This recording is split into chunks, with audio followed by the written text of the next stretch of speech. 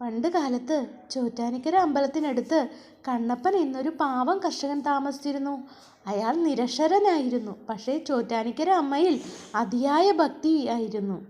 എല്ലാ ദിവസവും രാവിലെ പണിക്ക് പോകും മുമ്പ് കണ്ണപ്പൻ അമ്പലനടയിൽ വരും. "അമ്മേ, ഇന്ന് എൻ്റെ കൂടെ വരണേ, എനിക്ക് തനിയെ പണിയെടുക്കാൻ വയ്യ" എന്ന് പറയും. വൈകുന്നേരം പണി കഴിഞ്ഞ് വരുമ്പോൾ, "അമ്മേ, ഇന്നലെ പണി കഴിഞ്ഞു, നാളെയും കൂടെ വരണേ" എന്ന് പറഞ്ഞിട്ട് വീട്ടിൽ പോകും. നാട്ടുകാർ ഇത് കണ്ട് കളിയാക്കും. "ദേ പൊട്ടൻ ദേവിയോട് സംസാരിക്കുന്നു" എന്ന് പറഞ്ഞ് ചിരിക്കും. പക്ഷേ കണ്ണപ്പൻ അതൊന്നും മൈൻഡ് ചെയ്തില്ല. ഒരു ദിവസം ശക്തിയായ മഴ. കണ്ണപ്പന് വഴിയിൽ പോകാൻ പറ്റിയില്ല. വിഷമിച്ച് അയാൾ അമ്പലത്തിൽ ചെന്നു.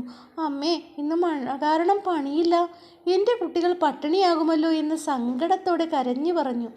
അന്ന് രാത്രി കണ്ണപ്പൻ്റെ സ്വപ്നത്തിൽ ചോറ്റാനിക്കര അമ്മ പ്രത്യക്ഷപ്പെട്ടു.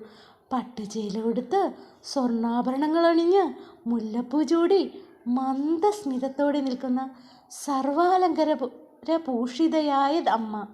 ദേവി പറഞ്ഞു, "മകനെ കണ്ണപ്പ, സങ്കടപ്പെടേണ്ട. നാളെ രാവിലെ നിന്റെ വീട്ടുമുറ്റത്തെ പ്ലാവിൻ ചുവട്ടിൽ നോക്കൂ."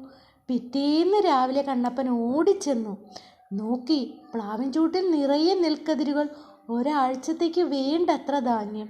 അത് കഴിഞ്ഞ് കണ്ണപ്പൻ എവിടെ പോയാലും ദേവി കൂടെയുണ്ടെന്ന് അയാൾക്ക് തോന്നി. വയലിൽ പണിയെടുക്കുമ്പോൾ തണുത്ത കാറ്റായി, വെയിൽ കൊള്ളുമ്പോൾ തണലായി, ക്ഷീണിക്കുമ്പോൾ ശക്തിയായി അമ്മ കൂടെ നിന്നു. കണ്ണപ്പൻ മരിച്ചപ്പോൾ നാട്ടുകാർ കണ്ടത് അത്ഭുതമാണ്. അയാളുടെ ശരീരം എടുക്കാൻ ചെന്നപ്പോൾ ശവശരീരത്തിന് ചുറ്റും മുല്ലപ്പൂവിൻ്റെ മരണം. ആരോ കണ്ടു ചോറ്റാനിക്കര അമ്മയുടെ രൂപം ഒരു നിമിഷം അവിടെ തെളിഞ്ഞിട്ട് മറഞ്ഞു എന്ന്. ഭക്തൻ്റെയും അമ്മയുടെയും കഥ ഇഷ്ടമായോ? ലൈക്ക് ചെയ്യാനും സബ്സ്ക്രൈബ് ചെയ്യാനും മറക്കല്ലേ.